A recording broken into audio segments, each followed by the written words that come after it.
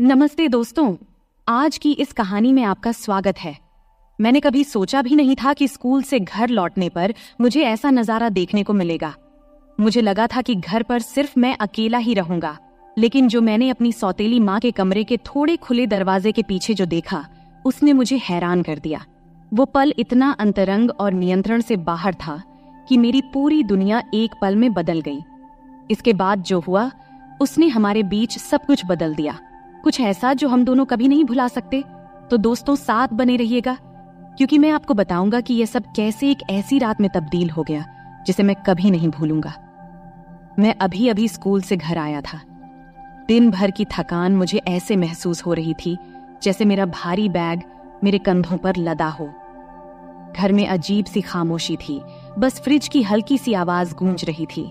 देर दोपहर की सुनहरी धूप फर्श पर लंबी किरणें बिखेर रही थी और सब कुछ शांत सुकून भरा लग रहा था। ऐसा लग रहा था कि जैसे मैं बिल्कुल अकेला हूं।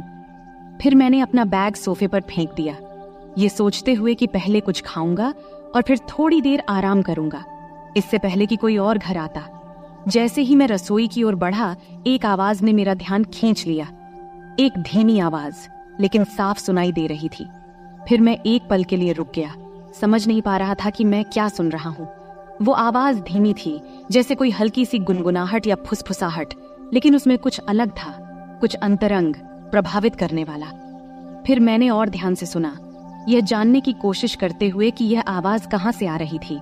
वो आवाज बहुत तेज नहीं थी, लेकिन उसमें कुछ ऐसा था जिसने मुझे बेचैन कर दिया। धीरे धीरे संभलते हुए मैंने हॉल में कदम रखा। मेरे पैर फर्श पर कोई आवाज नहीं कर रहे थे।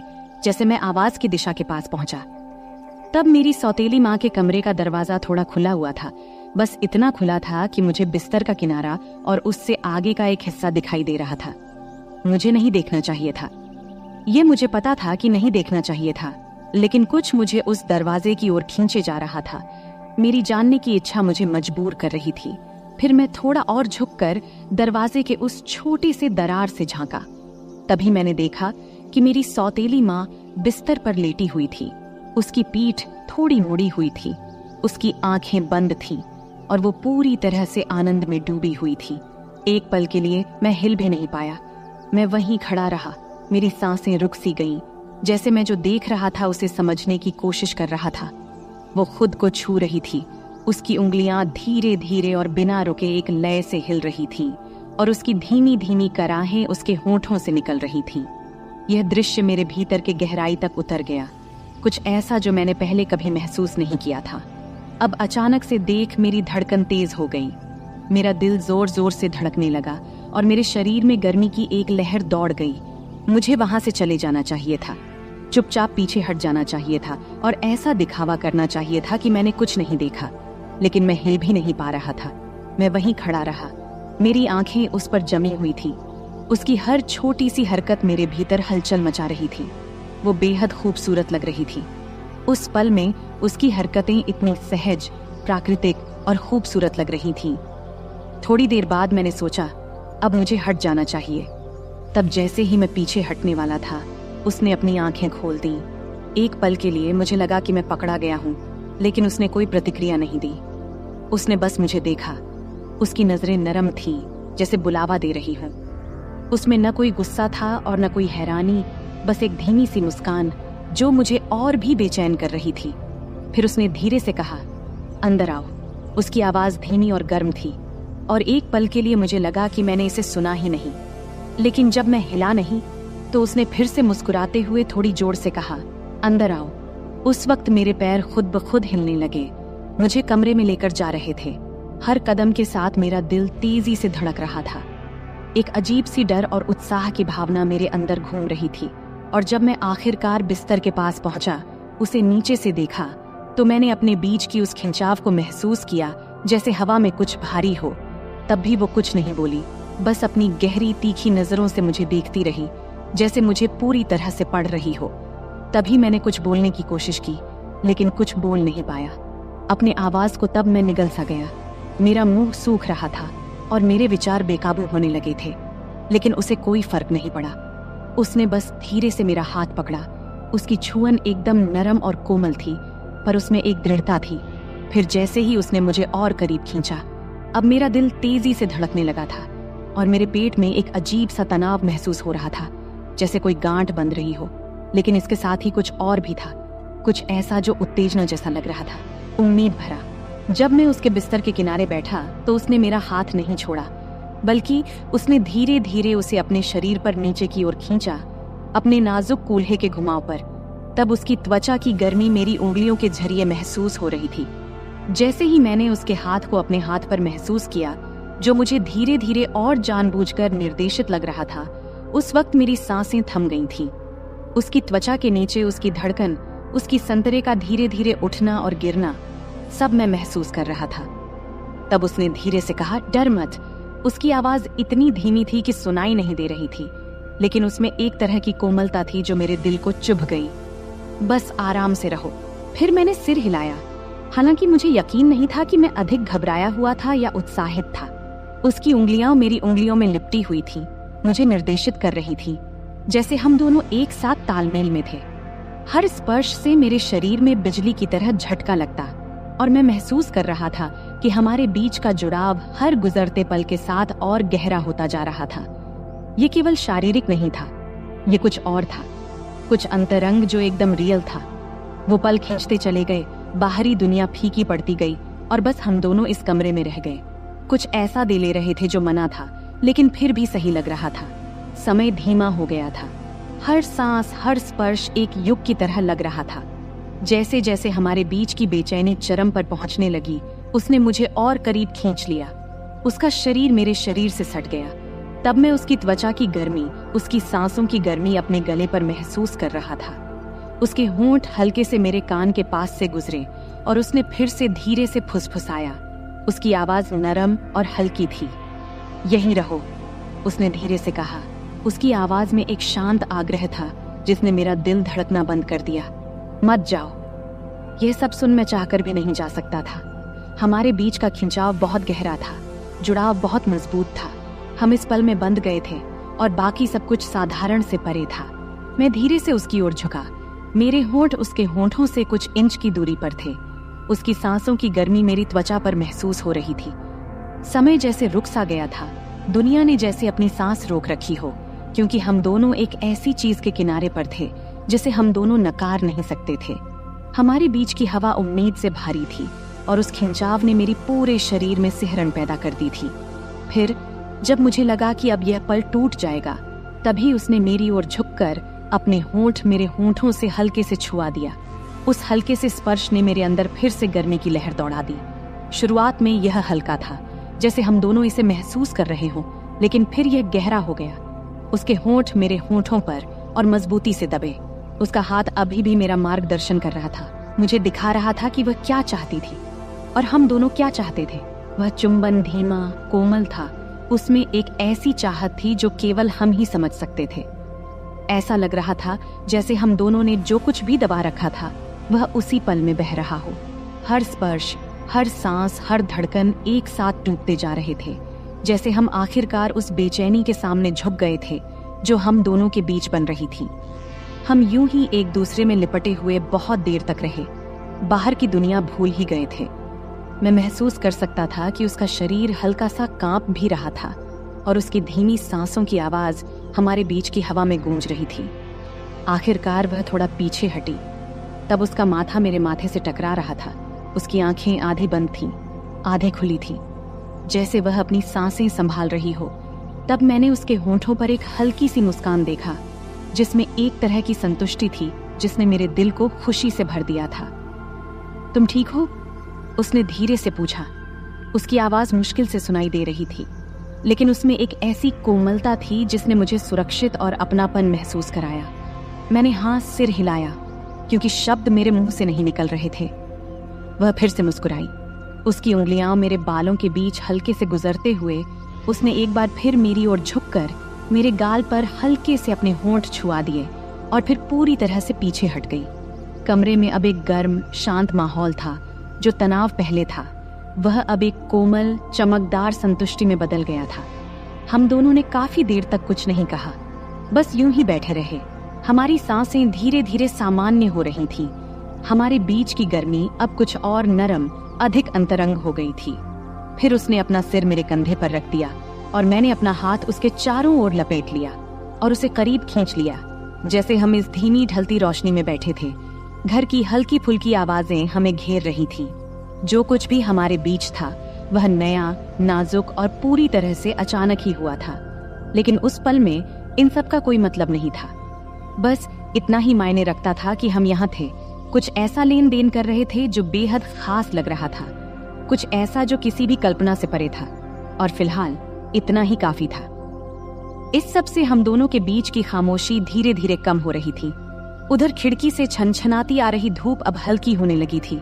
कमरे में एक नरम सुनहरी चमक बिखर रही थी, लेकिन अंदर हर चीज में एक अदृश्य ऊर्जा भरी हुई थी।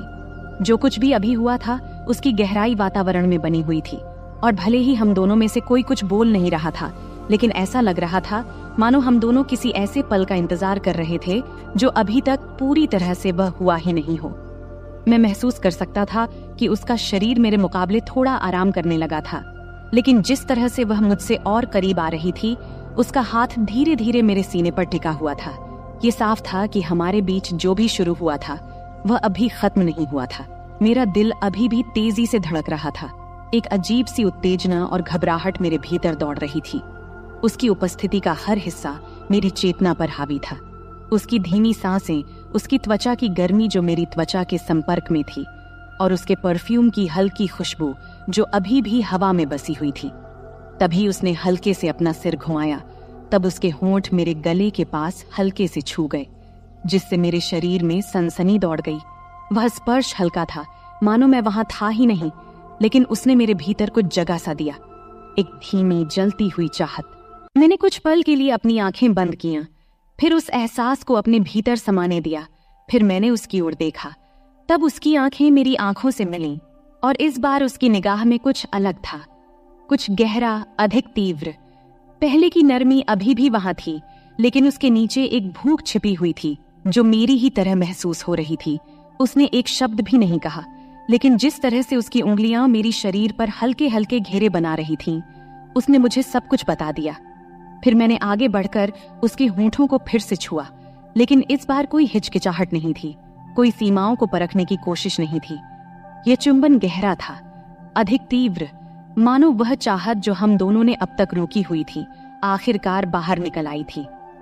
उसकी उंगलियां भी मेरे सीने पर सरकने लगीं। फिर उसकी उंगलियां मेरी शर्ट के कपड़े में कस गईं, जैसे वह मुझे और करीब खींच रही हो, और मैं महसूस कर सकता था कि उसका शरीर मेरे खिलाफ प्रतिक्रिया दे रहा था। उसकी हल्की सी मोहकता मेरे होश उड़ा रही थी। ये पल जितना रोक रहा था, उतना ही अधिक नशा भी चढ़ा रहा था। यह बात अलग थी कि वह मेरी सौतेली माँ थी, लेकिन जो हमेशा मेरी पहुंच से बाहर थी, अब वही हमारे बीच के संबंध को और भी खतरनाक बना रही थी, और मैं भी खुद को उसको चाहने से रोक नहीं पा रहा था। जब उसके हाथ मेरे गले के पीछे सरक गए, तब वह मुझे और नीचे खींचते हुए, जब वह बिस्तर पर अपनी स्थिति बदल रही थी, तब उसका शरीर तकियों पर आराम से लेट गया और वह मुझे अपनी ओर खींच रही थी। मैं उस खिंचाव का पीछा करता रहा जो अब बहुत मजबूत हो चुका था, और जल्द ही मैं उसके ऊपर खुद को झुका हुआ पाया। अपने हाथों से खुद को संभालते हुए उसे देखता रहा। मेरी सांसें हल्की और तेज हो रही थीं। उसकी ऑरेंज भी तेजी से ऊपर नीचे हो रही थीं, लेकिन उसकी आंखें मेरी आंखों में ही टिकी हुई थीं, और उस पल में हमारे बीच की गर्माहट को महसूस किया जा सकता था। फिर उसने अपना हाथ ऊपर उठाया, हल्के से मेरे बॉडी की रेखा को छुआ, फिर उसने मुझे नीचे खींचा। तब हमारे होंठ एक और गर्मजोशी भरे चुंबन से मिल गए। इस बार उसके हाथ आजाद घूम रहे थे, मेरी पीठ, मेरे कंधे, हर जगह का पता लगाते हुए मुझे और करीब खींच रहे थे, जब तक कि हमारे बीच अब कोई दूरी नहीं बची थी। उसके शरीर की गर्मी मुझे जला रही थी, और मैं उसके दिल की धड़कन महसूस कर सकता था जो मेरी ही तरह तेजी से धड़क रही थी, जो मेरे लिए धड़क रही थी। तब मैंने अपना हाथ उसकी कमर पर नीचे की ओर सरकाया, उसकी त्वचा की नरमाहट को अपनी उंगलियों के नीचे महसूस किया, और जब मैंने उसकी शर्ट के किनारे पर पहुंचकर थोड़ी देर के लिए रुका, यह सोचकर कि कहीं मैं कोई सीमा पार तो नहीं कर रहा हूं, लेकिन उसने खुद को तब भी नहीं रोका, बल्कि उसने हल्का सा अपनी पीठ को मोड़ा, स्पर्श को और उत्साहित करते हुए।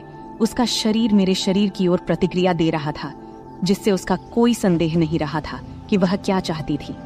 जब मेरी उंगलियां कपड़े के नीचे सरक गईं और जब मैंने उसकी त्वचा की गर्माहट पर हाथ रखा, तो मैंने उसकी हल्की सी आहट सुनी, एक आवाज जिसने मेरे भीतर एक नई गर्माहट भर दी। तब उसके हाथ मेरे बालों में उलझ गए। मुझे और करीब खींचते हुए उसने चुंबन को और गहरा किया। उसके होंठ थोड़े खुले थे मुझे अंदर बुलाने के लिए। उसकी स्वाद मादक थी और मैं उसके शरीर में बसी हुई तानव को देख सकता था। जिस तरह से वह मेरे नीचे हिल रही थी, उसके हर स्पर्श में एक ऐसी तीव्रता थी कि अब और कुछ सोचना असंभव हो गया था। हम अब एक दूसरे में पूरी तरह खो चुके थे। हमारे बीच की हर दीवार गिर रही थी, जैसे हम उस चाहत को पूरा कर रहे थे जो आग इतने समय से सतह के नीचे सुलग रही थी। अब वापसी का कोई रास्ता नहीं था। इस एहसास का भार वातावरण में था, लेकिन हम में से किसी ने इसकी परवाह नहीं किया। केवल यह पल, यह जुड़ाव और ये अटूट खिंचाव जो हमें एक दूसरे की ओर खींच रहा था, यही अब मायने रखता था। उसके हाथ हर जगह थे, मेरे कंधों, बाजुओं और सीने की रेखाओं को महसूस कर रहे थे, मानो वह मुझसे भर नहीं पा रही थी। और मैं भी वैसा ही महसूस कर रहा था। जितना मैं उसे छूता उतना ही मैं उसे और चाहता, और इस सब की तीव्रता लगभग असहनीय हो रही थी। ऐसा लग रहा था जैसे हम बहुत समय से खुद को रोक रहे थे, और अब जब दरवाजे खुल गए थे तो हमें बहा ले जाने वाली इस बाढ़ को रोकने का कोई तरीका नहीं था। उसने मेरे होंठों पर हल्की सी आह भरी, उसकी उंगलियां मेरे बालों में कस गईं और उसने अपना शरीर मेरे खिलाफ दबाया। और फिर उसकी उस आहट से मेरे भीतर एक नई चाहत की लहर दौड़ गई। मैं भी उससे भर नहीं पा रहा था। उसकी महक, उसका स्वाद और उसके शरीर का एहसास मेरे नीचे था। मेरे शरीर का हर हिस्सा जल रहा था और मैं जानता था कि अब कोई वापसी नहीं थी। अब इस पल के बाद तो बिल्कुल नहीं। फिर मैंने पल भर के लिए खुद को पीछे खींचा, उसकी आंखों में देखा, जैसे मुझे यह सुनिश्चित करना था कि वह अभी भी मेरे साथ है या नहीं। तब मैंने उसकी आंखों में देखा, वह मुझे उतना ही चाहती है जितना कि मैं चाहता था। लेकिन उसकी आंखों में जो दिखा, उसने मुझे सब कुछ बता दिया। वहां कोई झिझक नहीं थी, कोई दूसरा विचार नहीं था। बस वही जलती हुई भूख जो शुरुआत से ही थी, मुझे आगे बढ़ने के लिए प्रेरित कर रही थी। बिना कुछ कहे उसने फिर से मेरा हाथ थामा। उसकी उंगलियां मेरी शर्ट के सामने कस गईं। फिर मुझे अपने पास खींच लिया। उसकी हल्की सी जल्दबाजी, और जब हमारे होंठ फिर से मिले तो मैंने खुद को पूरी तरह से इस पल में खो दिया। हर संदेह, हर डर को छोड़ते हुए और उस चाहत को पूरा करते हुए जो हमारे बीच तब से बन रही थी जब से मैं उस कमरे में आया था। हमारे बीच की तनातनी बिजली की तरह थी। हर स्पर्श, हर चुंबन हमें उस सीमा के और करीब धकेल रहे थे। उसका शरीर मेरे नीचे हिल रहा था। उसके हाथ मेरी त्वचा पर घूम रहे थे, जैसे वह मुझसे भर नहीं पा रही थी, और उसकी सांसों की आवाज कमरे में गूंज रही थी, मुझे और भी ज्यादा पागल कर रही थी। अब हम पूरी तरह से एक दूसरे में खो गए थे, उस जुनून में उलझे हुए थे जिसने हमें पूरी तरह से अपने कब्जे में ले लिया था, और अब कोई वापसी नहीं थी। तब मैंने उसकी उंगलियों को अपने सीने पर महसूस किया। उसका स्पर्श मेरे शरीर में सनसनी पैदा कर रहा था, जैसे वह मुझे और करीब खींच रही हो। फिर भी उसका शरीर मेरे नीचे तनाव से भरा हुआ था, जैसे और चाहने की गुहार कर रहा हो, और मैंने उसे वह सब दिया। हर स्पर्श, हर चुंबन, हर फुसफुसाए हुए शब्द ने हमें इस पल में और गहरा उतारा। यह पल लगभग असहनीय था। हमारे बीच की तनातनी एक चरम पर पहुंच गई थी, मानो हम किसी गहरे और अधिक तीव्रता की ओर बढ़ रहे हों। लेकिन हम अभी जाने के लिए तैयार नहीं थे। हम वहीं रुके रहे, उस किनारे पर, हर स्पर्श, हर चुंबन का आनंद लेते हुए, जबकि हमारे बीच की गर्मी बढ़ती जा रही थी। यहाँ तक कि ऐसा महसूस हो रहा था कि हम दोनों इस तीव्रता से फट जाएंगे। अब मैं उसे अपने नीचे कांपते हुए महसूस कर सकता था। उसकी सांसें छोटी और टूटी फूटी हो रही थीं, जैसे वह मुझसे चिपकी हुई थी। उसका शरीर मेरे खिलाफ इस तरह दबा हुआ था जिससे मेरा सिर चकरा रहा था, और मैं जानता था कि वह भी वही महसूस कर रही थी, वही असहनीय तनातनी, वही राहत की बेताबी। लेकिन हम अभी वहां नहीं थे जहां होना चाहिए था, बल्कि हम अभी भी उस किनारे पर रुके थे, उस पल को खींचते हुए, उम्मीद को थोड़ा और बढ़ने देते हुए, जब तक कि वह सहन करने के काबिल न रहे। कमरा हमारी सांसों की आवाजों, हमारे नामों की फुसफुसाहटों और हमारे जज्बातों की खामोश से आहिस्ता आहिस्ता से भर गया था, जैसे हम उस जुनून के आगे झुक रहे थे जो इतने समय से हमारे बीच सुलग रहा था। यह पल परफेक्ट था, हमारे बीच का यह जुड़ाव, और जब मैंने उसे अपने करीब खींचा, हमारे शरीर एक साथ एक तालमेल में चल रहे थे, तब मुझे पता था कि इसके बाद कुछ भी वैसा नहीं रहेगा। फिर हमने एक सीमा पार कर ली। अब हम साधारण से बढ़कर कुछ खतरनाक में कदम रखा था, लेकिन मुझे अब किसी चीज की परवाह नहीं थी, क्योंकि उस पल में जब हम कुछ गहरे पल में कदम रख रहे थे, केवल वही मायने रखती थी। उसका स्पर्श, उसका चुंबन, उसके शरीर का एहसास, जैसे हम पूरी तरह से एक दूसरे में खो गए हों। और जब हम आखिरकार खुद को एक दूसरे में जाने देने लगे, चूंकि मुझे पता था कि यह तो बस अभी शुरुआत थी। तो दोस्तों, यह थी हमारी आज की छोटी सी कहानी। आपको यह कहानी कैसी लगी? कमेंट करके जरूर बताएं। अगर आपको यह कहानी पसंद आई हो तो इसे लाइक करें और अपने दोस्तों के साथ शेयर करें। आगे भी ऐसी ही रोमांचक कहानियों के लिए हमारे चैनल को सब्सक्राइब करें और बेल आइकन दबाना न भूलें, ताकि आप हमारी कोई भी कहानी मिस न करें। धन्यवाद। यह कहानी केवल काल्पनिक है। इसका उद्देश्य किसी भी प्रकार की गलतफहमी पैदा करना नहीं है। नमस्ते दोस्तों, आपका स्वागत है हमारी आज की कहानी में। मैं रोहन हूँ और मेरी उम्र 26 साल है। अभी मेरी शादी तो नहीं हुई है, लेकिन मेरी भाभी मुझ पर ही रहती हैं। मैंने कभी सोचा नहीं था कि मेरी भी कहानी होगी, लेकिन किस्मत को कुछ और ही मंजूर था।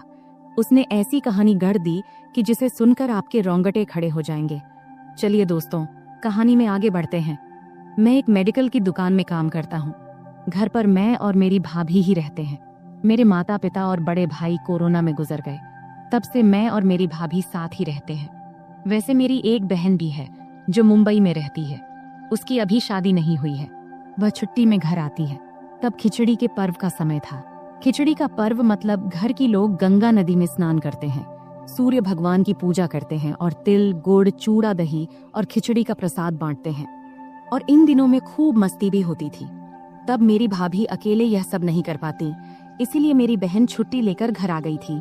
मेरी कहानी शुरू होने के 4 दिन पहले मेरे जिगरी दोस्त समीर ने फोन किया। फिर समीर बोला, हेलो रोहन, सुन यार, आज मटन खाने का मन कर रहा है और साथ में थोड़ा दारू भी, बोल चलेगा ना? तब मैंने कहा, हाँ ठीक है। तब शाम को जब काम से छुट्टी मिलने के बाद मैं बार में गया तो समीर पहले ही वहां पहुंच चुका था। फिर हमने दारू की ऑर्डर दिया और बातें करते हुए मैंने ज्यादा दारू पी लिया।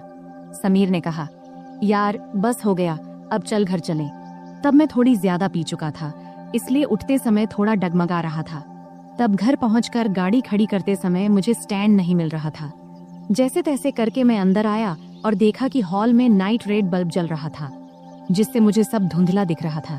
तब जैसे ही मैं कमरे की ओर बढ़ा, मैंने देखा कि सोफे के नीचे चटाई पर कोई सो रहा है। फिर पास जाकर मैंने देखा, वह तो मेरी बहन रिया काले गाउन पहने सो रही थी। तब मुझे लगा कि वह मेरी भाभी है। शायद वह मेरी इंतजार करते करते वहीं सो गई थी। तब दारू के नशे में मैंने बहन को सीधा किया। तब भी वह सो रही थी। फिर मैंने सोचा कि अगर वह उठेगी तो चिल्लाएगी, इसलिए मैंने पहले ही तैयारी कर लिया। तब उसने थोड़ा हिलकर उठने की कोशिश किया, लेकिन मैं उसे नीचे धकेलता रहा। तब भी मेरी बहन उठने की कोशिश करती रही, लेकिन मेरे जोश के कारण वह उठ नहीं पाई। दोस्तों, तब वह कुछ मिनटों तक वह चुपचाप लेटी रही। जब उसने कोई हरकत नहीं की तो मैं भी शांत हो गया। हमेशा की तरह ज्यादा देर तक नहीं रुका, जल्दी ही उठकर एक तरफ लेट गया और सो गया। फिर सुबह के 4 बजे के करीब जब मुझे पेशाब के लिए उठना पड़ा तो मैं खुद को अस्वस्थ महसूस कर रहा था। तब नशा कुछ कम हो गया था। फिर जल्दी से कपड़े पहना, पेशाब किया और वापस जाके सो गया। फिर सुबह को मेरी भाभी ने मुझे उठाया। तब देर हो चुकी थी, इसलिए मैंने जल्दी जल्दी तैयार होना शुरू किया। तैयार होते समय मेरी बहन रिया मुझे कुछ अजीब नजरों से देख रही थी। फिर मैंने नाश्ता किया और काम पर निकलने लगा। तभी मेरी भाभी ने टिफिन देते हुए पूछा, रात को बेडरूम में क्यों नहीं आई? यह सुनकर मैं हैरान रह गया। तब मैंने कुछ नहीं कहा और काम पर चला गया। रास्ते में जाते समय सोचने लगा कि रात को मैंने कुछ किया था क्या। उस दिन पूरे दिन भर यही ख्याल मेरे दिमाग में चलता रहा। फिर दोपहर को लगभग 2:30 बजे मेरी बहन रिया का फोन आया। रिया बोली, हेलो भैया, कहाँ हो? मैंने जवाब दिया, काम पर हूँ। क्यों? रिया ने कहा, मुझे आपसे मिलना है, मैं वहीं आ रही हूँ। तब आई ने कहा, ठीक है, आ जाओ। फिर थोड़ी देर बाद रिया आई। फिर मैं दुकान के बाहर उससे मिलने गया। तब वह एक कोने में खड़ी थी। फिर मैंने उससे पूछा, क्यों, क्या काम है? रिया ने जवाब दिया, आपको सच में नहीं पता मैं क्यों आई हूँ? तब मैंने कहा, पहले ही मेरा सिर दर्द कर रहा है। तब रिया बोली, भैया किस बात से आपका दर्द हो रहा है? ज्यादा सोने से या कुछ और? तब मैंने जवाब दिया, रात को ज्यादा सोने से। तभी रिया बोली, या फिर कुछ और करने से भैया। तब उसके सवालों से मुझे समझ में आया कि रात को कुछ जरूर हुआ था। उसने आगे कहा, तुम्हें सच में नहीं पता कि रात को क्या हुआ? तब उसकी बातों में गुस्सा नहीं था, लेकिन एक अजीब सा एहसास था। फिर मैंने माफी मांगते हुए कहा, मुझे माफ कर दो, नशे में ऐसा हो गया। फिर मैं उसके पैरों में गिरने लगा, लेकिन उसने मुझे रोक दिया। रिया बोली, अरे क्या कर रहे हो भैया, लोग क्या कहेंगे? मैंने कहा, क्या करूं, मुझसे गलती हो गई। इस पर रिया बोली, रात को जो हुआ वह अब हो चुका है। पहले तो मुझे बहुत बुरा लगा, लेकिन फिर मैंने सोचा मैं भी एक औरत हूँ, मुझे भी वो सब चाहिए। इस पर तुरंत ही मैंने कहा, तुम्हारा क्या मतलब? रिया बोली, देखो भैया, मैं साफ साफ कह रही हूँ, रात को तुम मुझसे नजदीक आए, अब तुम्हें ही मुझे पूरा करना होगा। अब मैंने तुम्हारी भलाई के लिए दवाई भी ली है। मैंने कहा, लेकिन तुम मेरी बहन हो, ऐसा कैसे हो सकता है? रिया बोली, मैंने कई कहानियां पढ़ी हैं जिसमें भाई बहन का ऐसा रिश्ता होता है। मैं तुम्हें रोक नहीं रही हूँ, लेकिन अगर तुम मना करोगे तो मैं बाहर ही चली जाऊंगी। ये सुनकर मैंने कहा, ठीक है, लेकिन घर पर भाभी के रहते ये सब कैसे होगा? रिया बोली, मैंने उसे मायके जाने के लिए तैयार कर लिया है। रात को वह तुमसे पूछेगी तो तुम उसे जाने देना, फिर हम बात करेंगे। इस तरह मेरी भाभी अपने मायके चली गई और मैं सोचता रहा कि अब क्या करूं हमारे रिश्ते में। तब मैंने मोबाइल में बहन के कुछ फोटो देखने लगा। उसमें मुझे सब कुछ दिखा, लेकिन एक दिक्कत थी कि खिचड़ी के 14 दिनों में कैसे और क्या करेंगे। फिर मैंने गूगल पर सर्च किया। वहां मुझे पता चला कि अगर आपने उपवास रखा है तो कुछ नहीं करना चाहिए, लेकिन तब मेरे और बहन के उपवास नहीं थे। इससे हमारा रास्ता साफ हो गया। फिर जब रात को काम से लौटकर घर आया, फिर खाना खाते वक्त बहन ने बात छेड़ दी। वह बोली, सुनो भैया, भाभी कह रही है कि उसे मायके कितने दिन तक रहना है। मैंने पूछा, कितने दिनों के लिए बोली हो? रिया बोली, पूरे 14 दिनों के लिए। इस पर मैंने कहा, ठीक है, भाभी का थोड़ा आराम भी हो जाएगा, इससे भाभी भी खुश हो जाएगी और तुम भी। फिर खाना खत्म होने के बाद बहन ने बर्तन साफ किया और बाकी काम निपटाने लगी। वैसे यह सब काम मेरी भाभी का होता था, लेकिन अब उसके गैर मौजूदगी में यह सारा बहन को करना पड़ रहा था। अब बर्तन धोने के बाद रिया मेरे पास आकर बैठ गई। फिर रिया बोली, नाराज तो नहीं हो ना भैया तुम? मैंने कहा, नहीं नहीं, पहले मुझे गलत लगा, लेकिन बाद में सोचा कि अगर तुम तैयार हो तो मुझे क्या दिक्कत होगी। रिया बोली, तो आज रात? मैंने कहा, ठीक है, आज रात ही बात कर लेता हूँ ताकि तुम भी आराम से रहो और मैं भी। तब हम दोनों ने सारे काम निपटाकर टीवी देखने बैठ गए। तभी रिया ने मुझे एक प्यारी सी मुस्कान दी और अंदर चली गई। तब मैंने अपने मन में कहा, अब रिया नहीं मानेगी, आज की रात बच्चे की जान लेके ही मानेगी। तब कुछ देर तक तो मैं वही बैठा रहा और रिया के बारे में सोचता रहा। फिर उठा और कमरे में चला गया। कमरे में घुसते ही एक सुखद गुलाबों जैसी खुशबू आई। तब माहौल बहुत अच्छा बना हुआ था। मैं बेडरूम में गया तो देखा कि बहन लाल रंग की साड़ी पहने हुई थी। तब वह बहुत सुंदर लग रही थी। तब मैं उसके पास गया, फिर हमारी आंखें मिलीं और हम दोनों थोड़े परेशान हो गए। तभी रिया बोली, अरे धीरे।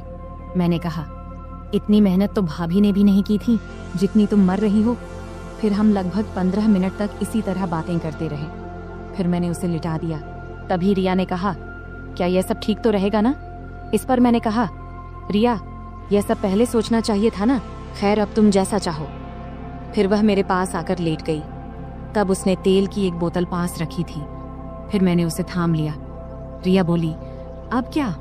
मैंने कहा, कुछ नहीं, चलो शुरू करते हैं। तब रिया ने मुझसे कहा कि उसका सपना था कि वह अपने पति या किसी दोस्त के साथ ऐसा करे, लेकिन उसका नसीब अच्छा था कि उसका सपना मेरे साथ पूरा हुआ। अब मेरी बहन वापस मुंबई चली गई है। अब जब भी पर्व त्योहार आता है तो पर्व के बहाने से वह मेरे पास आ जाती है। अब तो मेरी भाभी भी गर्भवती हो गई है और रिया ने इस समय उनकी बहुत मदद की है। वह भी एक अलग ही कहानी है, फिर कभी सुनाएंगे। तो दोस्तों, यह थी हमारी आज की छोटी सी कहानी। आपको यह कहानी कैसी लगी कमेंट करके जरूर बताएं। अगर आपको यह कहानी पसंद आई हो तो इसे लाइक करें और अपने दोस्तों के साथ शेयर करें। आगे भी ऐसी ही रोमांचक कहानियों के लिए हमारे चैनल को सब्सक्राइब करें और बेल आइकन दबाना न भूलें ताकि आप हमारी कोई भी कहानी मिस न करें। धन्यवाद।